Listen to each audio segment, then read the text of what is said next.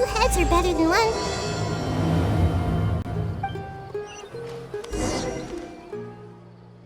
I've taken a look at your proposal. It's much better than the ones you showed me before, but I'd still like to make some changes. Oh, come on, not again. Isn't this the 6th proposal I've shown you? What's your issue this time? It's a bit hard to put into words, but the design still doesn't look quite right to me. I have to say, that's a terribly vague and unconvincing explanation. Please enlighten me. What would feel more right to you? For starters, don't you think this roof is jutting out a bit too far from the top? It looks almost like the head of a fungus. This door, too. I don't think it needs to be nearly this large. If you could reduce it to around my height, you could use the leftover materials to construct a few more rooms. The roof and the door are the most fundamental parts of a building. If we were to change them, then what would be left of the design? Even if the soul of the building won't be lost, all traces of architectural style would be gone. Anyone with the slightest inkling of architectural knowledge would know to leave them alone. Oh, I understand the principles of what you are saying, of course, but the truth remains that I'm still a bit unhappy with the design as is. Is there anything else that you can do? Oh, actually, I just got an idea. Can we get rid of all the extraneous sections on the roof, so the whole design will just be one vertical structure, similar to that of a tree trunk? What? Don't architects often say that symmetry makes everything more balanced and pleasing to the eye? This way, the proportions will be completely balanced. I really don't know how you managed to come up with such a ridiculous idea. Wait, don't tell me. Someone hired you specifically to commission me and put me through the ringer? Come to think of it, though, I really don't think I've gotten on anyone's bad side recently. Anyway, that's it. I will not be working on this commission anymore. Goodbye. Maybe you can find yourself some other genius who'll be able to satisfy your demands. Hey, young man, please wait! Oh.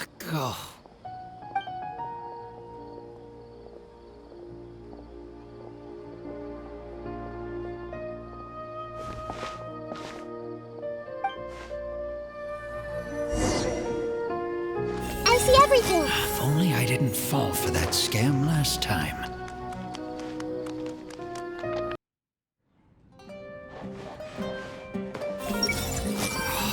Just my luck. Why does this happen to me?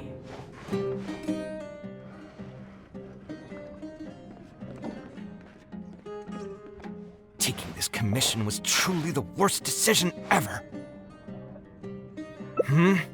Oh, hey. I wasn't expecting to run into you here. Actually, while we're on that, what are you doing here at the tavern? Don't listen to anyone who says that drinking is an elegant pastime. It's no good for your health. So you saw all that, did you? Ugh, I thought I was in the clear. I made sure to double-check that nobody I knew was around. Anyway, thanks for looking out for me. Honestly, it wasn't that big of a deal. I'm used to it by now. Stress is just an inescapable part of being a working adult. Boss, I'll have a glass of wine. Same as last time. Do you want something too? I'll put it on my tab. Wine and a glass of juice coming right up. I know you're already keeping a secret from me, but if you could add this one to the list as well, I'd really appreciate it. Arguing with a client is not a good look for me. If word gets out, other potential clients might be afraid to work with me. That guy, though, what was he even going on about? All those ridiculous demands of his? He's just a blabbering fool trying to act like a know-it-all.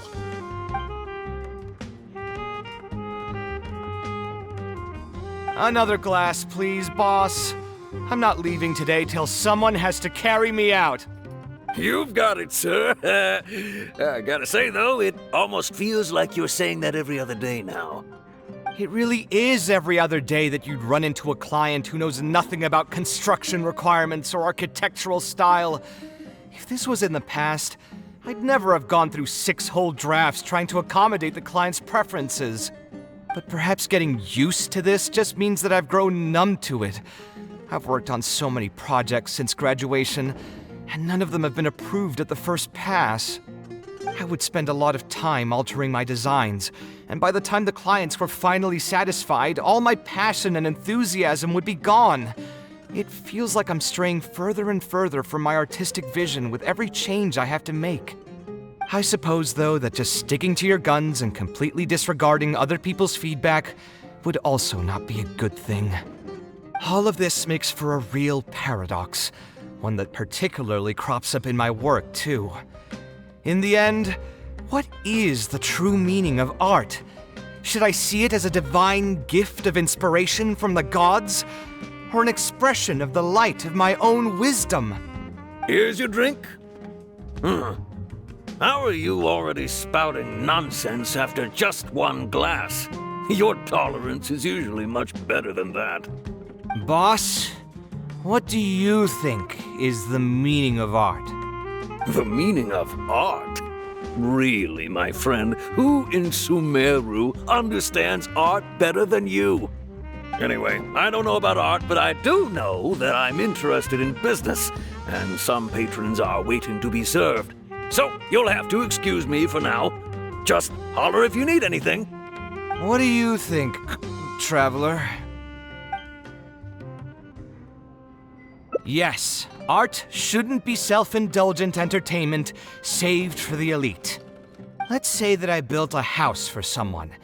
If they don't like how it looks, then no matter how brilliant it may appear to me, they won't be happy with it. The problem is that it can be very difficult to get validated by others. I could compromise my personal standards to accommodate my clients, but often that just means creating a final product that I would struggle to look at.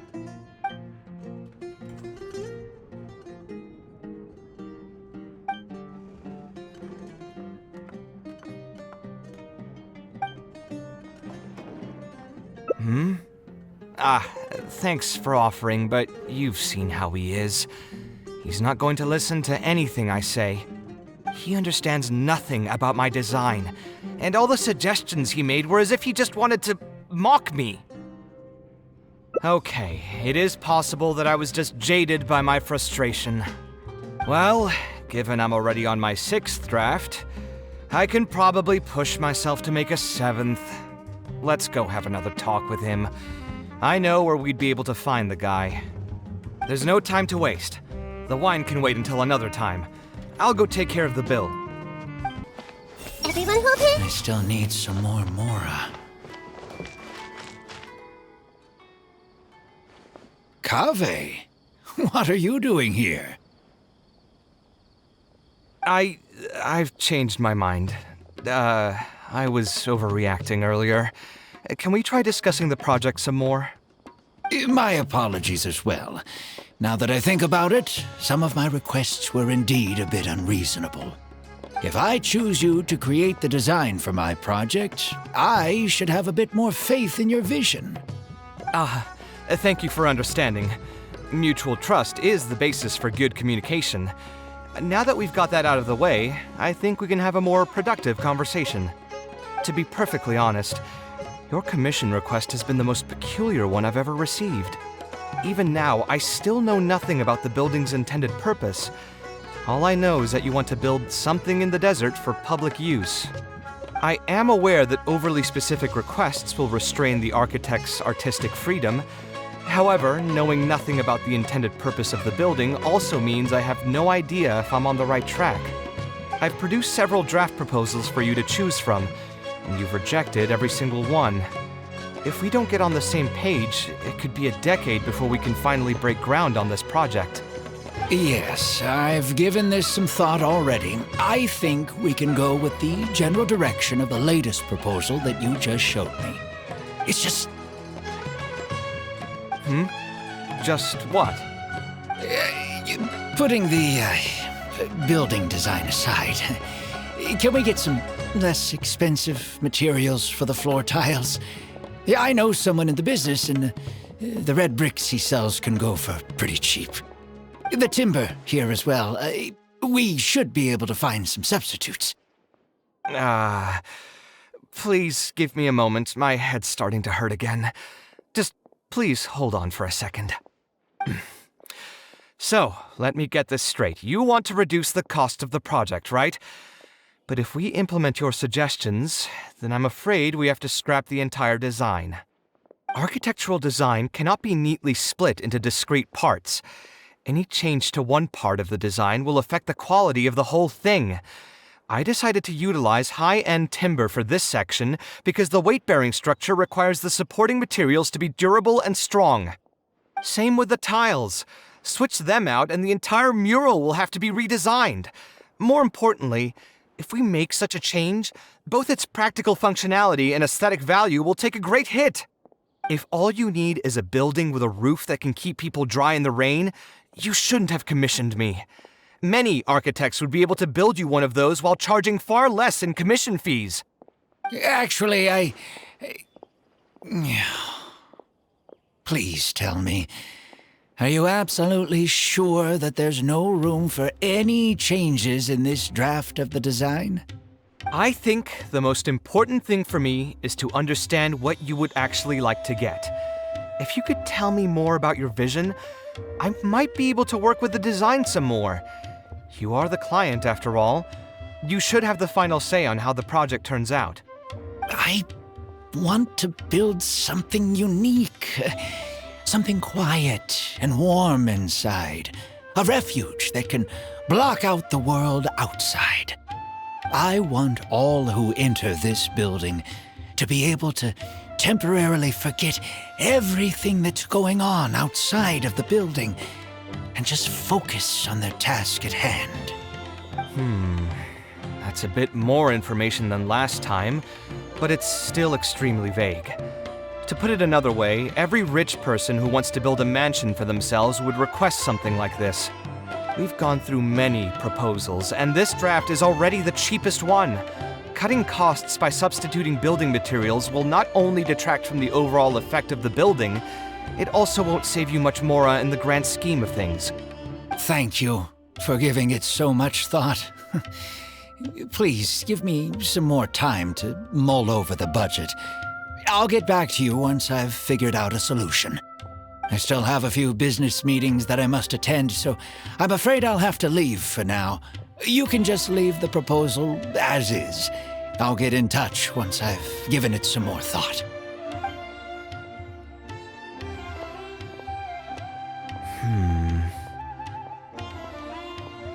I also have a similar feeling. Is that really okay?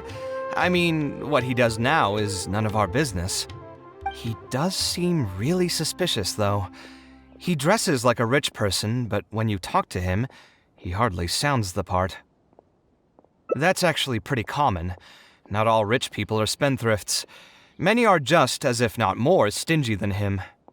The more mora some people have, the more they love interfering with people's lives, like constantly reminding you to pay back your debts, or hinting every other day that it's time for you to pay rent. Actually, now that I think about it, I'm not even sure this person really wants to work on this project with me. Putting his vague requests aside, he's still finding excuses to procrastinate even when we've decided on a plan. Who knows how long construction will take if he keeps delaying things like this? We should find him again and get some clearer answers. The sooner we can break ground on this, the better.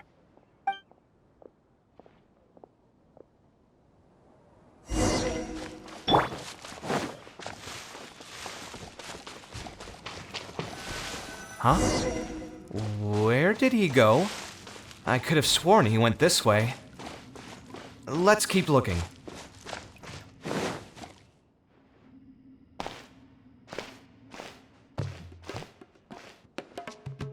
Oh, hey, look! Isn't that Badawi? It sure looks like him, but he's dressed completely different now. What is he up to? Didn't I tell you before? I'm not looking for more workers. Plus, Aren't you a bit old for physical labor? If something happens to you, I won't be able to pay for it. Oh, you won't have to worry about that. I grew up as an Eremite mercenary and worked in the desert my entire life. My body's still in great shape. I don't have many talents, but I still have my muscle. If you need someone to unload goods or drive away sumpter beasts, I'm your man. You used to be an Eremite mercenary? I know there are a lot of bad apples in our ranks, but most are just trying to make a living. We're not that greedy by nature, and we'll do our best when given a job. Let me think. I'm sorry, but I still can't take you in. I don't have any open positions right now, and don't have the Mora for anything more. How about this? Why don't you try your luck somewhere else? Okay. He used to be a member of the Eremites? Huh. From the way he was dressed, I would have thought he was a merchant from the rainforest. Let's ask him about it.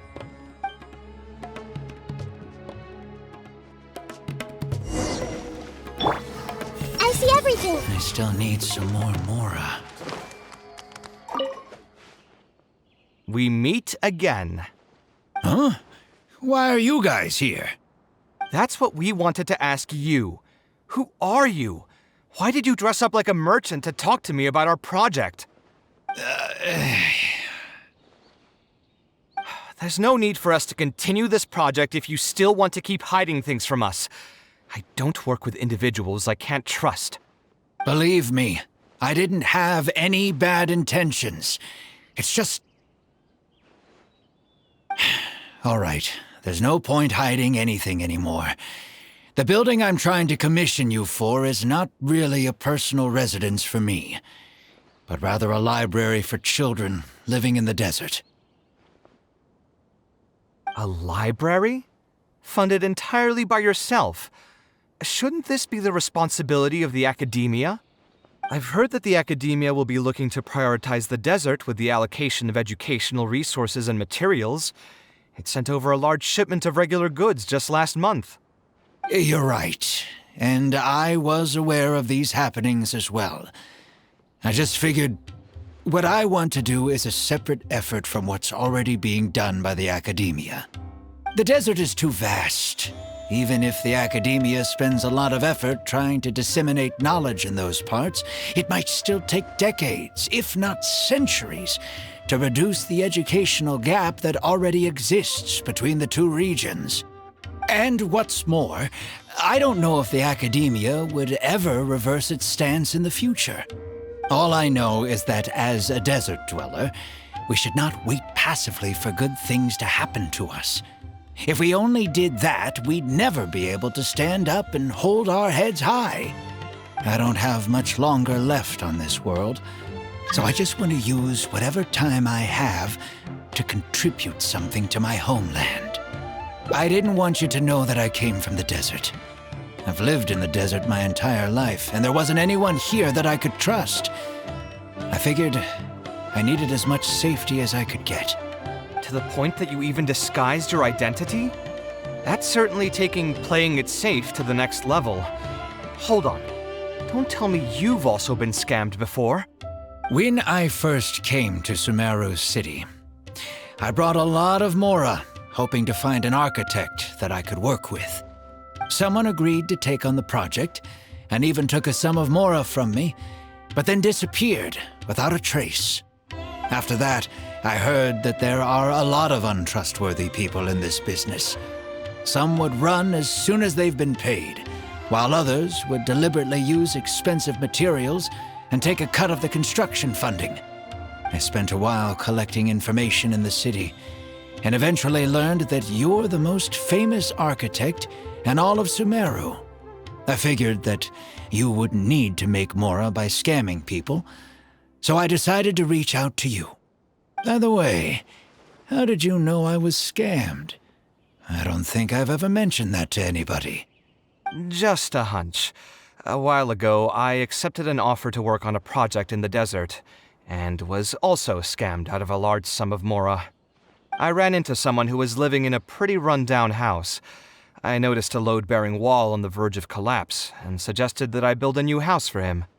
He said that he had no way to pay for it, so I loaned him some of my own mora and told him to get some stone and timber from the local vendors. Soon after that, I found out that he had gone gambling with all the money and lost everything, down to the last coin.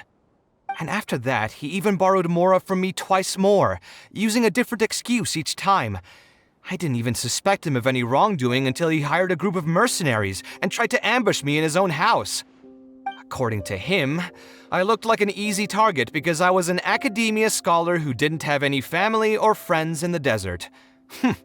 What kind of person would just look at someone else and think, this guy looks like an easy target?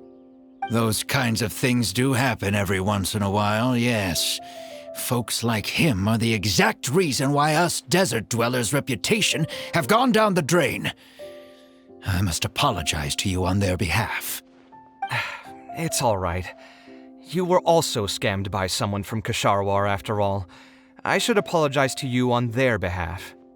Ultimately, neither of our experiences had anything to do with the desert or the rainforest. People who are new to an area are always easy targets for criminals. Yeah, you'll find both good and bad people everywhere. I can't understand the logic of those who like to take advantage of others, but I have to accept their existence as a fact of life. Anyway, I digress. Let's return to the topic at hand. Did you keep rejecting my designs because you thought I was deliberately using expensive materials to take a cut as a middleman? That's what I was afraid of initially, yes. I eventually understood that you weren't out to cheat me. But unfortunately, I still don't have nearly enough mora to pay for the design you proposed. I've done the math and know that we should be able to make it if we cut some corners. However, after our conversations, I can see that you're passionate about your design, and I'm quite fond of the proposal as well. So, I decided to try and see if I can afford your proposal as is. I've been looking for work every day, and in another month, I should be able to cobble together enough mora to meet the budget. By cobble together, you mean you're going to spend your entire life savings on this project? But then, what will you do if something unexpected comes up, and you find yourself stuck with no emergency fund? To be honest, I haven't really thought about that. I mean, when you've lived to be my age and something happens, you can't really call it unexpected anymore. All I want is to build this library before I leave this world, so that the children of the future would have some books to read, and the desert dwellers would be able to learn their letters and pick up some practical knowledge. A while ago, I heard that the academia had decided to recruit a number of exceptional children from the desert. Of course, this is welcomed news. But as someone who spent their entire life in the desert, I still have a few concerns. I know the desert life and can predict what the problems will be. Many children from the desert have had neither the interest nor the proper environment to learn. So even if the academia would take them in, once they enter the halls, they might find themselves surrounded by other children who look and act very differently from them. And as a result, they might become socially isolated. Yes, I can imagine that. My father passed away at an early age. Even though I had a good number of friends during my years at the academia, for some time I still sensed many critical looks in my direction. I'm sure a child coming all the way from the desert will have an even harder time. But let's bring this back to the building itself. I think you said that you want this building to be quiet and warm, with its doors serving as a solid barrier to block out the sound and fury outside, and allow one to focus on the book in their hands. Building it according to the current plan will be quite costly. Even if I don't charge you any commission fees, I don't think we'd be able to keep it under your budget. Any ideas on what we can do? A slightly different style. Give me a minute. Most architects would probably prioritize cutting costs and removing extra features in this situation. Indeed, converting the building into a simple bungalow would solve most of our problems. However, I do not think this would be the best solution. While it's true that the aesthetic value of a building is often viewed as an afterthought, neglecting it has some long-term negative consequences. It is especially undesirable in this situation, as the library will serve a high number of children, many of whom would have never been exposed to structures that may be considered elegant or beautiful. To completely give up on the more aesthetic design would mean stripping the children of an opportunity to appreciate the beauty of architecture. I share Badawi's sentiments in wanting to preserve a more complex design. However, if we can reduce the ornate aspects of the design while maintaining its fundamental elegance, which is to say we won't touch the arches and stone pillars but make changes elsewhere, this is definitely a first. To make up for the loss of regular details, we would need to put a lot of extra effort into the layout, lines, and color. I see. Would that really be okay? It just increases the difficulty of the design. You should feel lucky that out of all the architects in the city, you chose to approach me. Most of the others would have given up on this project by now. As for inspiration, I think I might have something in mind, but I'd need to visit the site to make sure. Where do you want this place to be built? Tell me the exact location. Aru Village. Although it wasn't my childhood home, I think it'll be the best site for such a building. Okay, then we can pay a visit to Aru Village. Is there something I can do for you? I've already caused you a lot of trouble before, and now you're revising the design again because of me. Which draft are we even on now? It's making me feel terribly guilty. Let me think. You said you used to be an Eremite mercenary, right? In that case, you could help us clear out some monsters that are blocking the way to Aru Village. We want to keep the roads clear, and reduce the loss of materials during transport to a minimum. If everything goes well, that'll help us save some Mora. All right, just leave it to me. If there's anything I'm good at, it's clearing out monsters. What are you waiting for then? Let's pack up and get ready to go. Most materials going from Caravan Ribat to Aru Village would pass through here. There are a lot of monsters out here today. If you find it hard to keep up, just let us know. Oh, don't worry about me. This is nothing. I'll be careful, though, and you should do the same.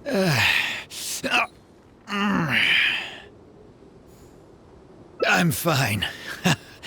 I've spent my entire life fighting these kinds of monsters in the desert, after all. They won't get the best of me.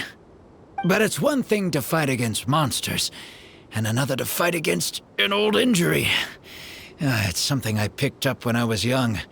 There were many fights between mercenary brigades back then, and one day someone stabbed me in the back. I don't think much of it back then, but with age, it's caught up to me.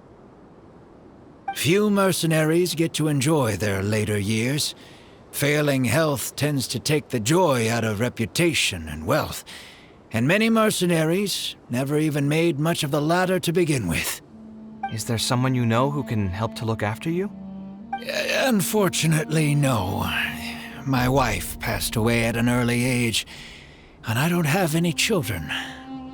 Sometimes I'd close my eyes and realize most of my life story has already been written. I have many regrets about my past, but at the same time I also know that there were never many options for me in the first place. I joined the Eremites when I was young, and won many battles with them. My survival was more a matter of luck than actual ability. If at all possible, I want future children of the desert to have some more options in life. I don't want them to turn out like me. My apologies. The older we get, the more we tend to ramble. Seems like we've already cleared out most of the monsters. Let's hurry over to Aru Village.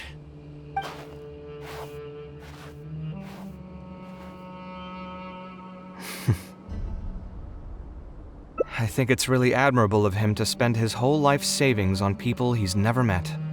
Maybe he's doing this out of natural kindness, a kindness that hasn't been eroded away by the struggles of his life. Perhaps.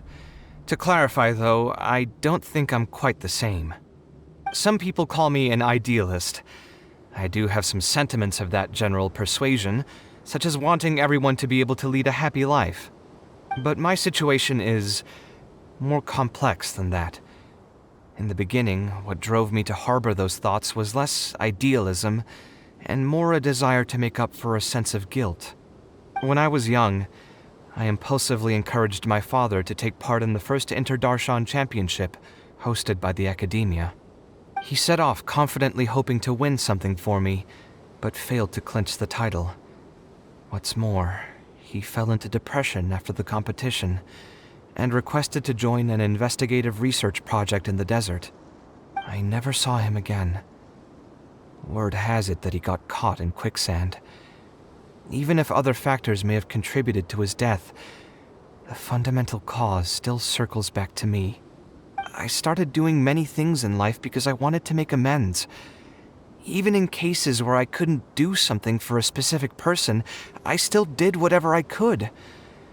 I think I just wanted to make myself feel a little better. At this point, even I don't know. I've tried self-reflection, but it didn't help. I can't seem to walk away from many things that I see or hear about, even if they don't directly concern me. And I can't quite pinpoint the source of it. Maybe it's just like what those Vahumana scholars often say. It's hard for people to truly understand themselves. I could be doing things out of endless guilt, or I could be doing them out of a strong sense of empathy. It could even just be a matter of conceit. The potential motivations could number in the dozens, but the actions they result in are the same. Anyway, I suppose I don't really mind being called an idealist. They also use that term to describe my father. It seemed to carry fewer connotations back when he was around. I've known Alhaitham for many years now, and discussed my ideology with him for nearly as long. Maybe argued is a better word for it. He told me a long time ago that no matter how strong of a swimmer you may be, you'll still get dragged under by the others who are drowning once you run out of stamina.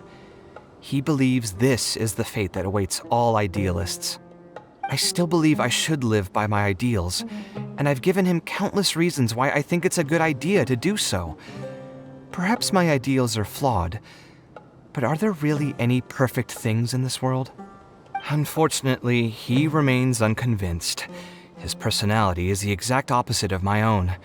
If someone happens to drown next to him, he'll most likely stand on the shore and mumble something along the lines of respecting other people's fates. But as you can see, I'm not the only idealist in the world. Just as there are different seasons, there are also different people. There are many others who will continue to care about the fates of those who are not directly related to them. And when I finally run out of stamina, someone will also reach out and bring me back to shore. Someone will help me, right? Yes, I've already been helped like that before. Oh, please. It's not like we're actually talking about swimming. Also, just so you know, I actually took a swimming elective back in the day. Don't underestimate my skills. Either way, I'm feeling much better than when you first found me at the tavern. I can feel inspiration already welling up inside of me. Maybe this will be just the opportunity I needed to create a whole new style. All right, let's head to Aru Village. Now that we're here, it's my partner's time to shine. Marak!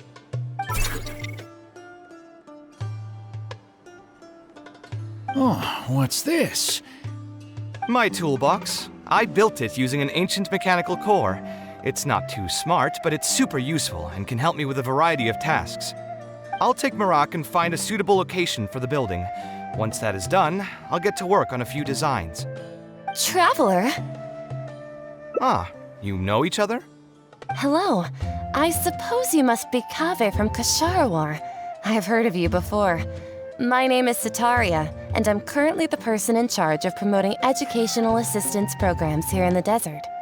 Educational assistance programs. Then you must be familiar with the local conditions here. I can't say I'm too familiar just yet, but if you have any questions, I'll try my best to answer them.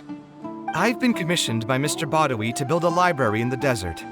We've settled on the general design direction, but we are trying to finalize some details based on the conditions around the intended location. A library? Do you intend to open it to the public for free? That's right. I want to make sure the children will have books to read. That's fantastic! I'm sure the children will be thrilled.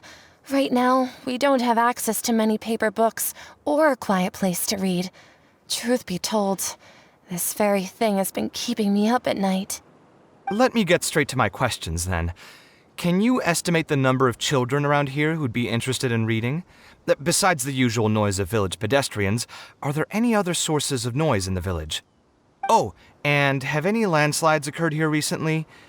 And also, where are the spots around the village that have been most affected by wind and erosion?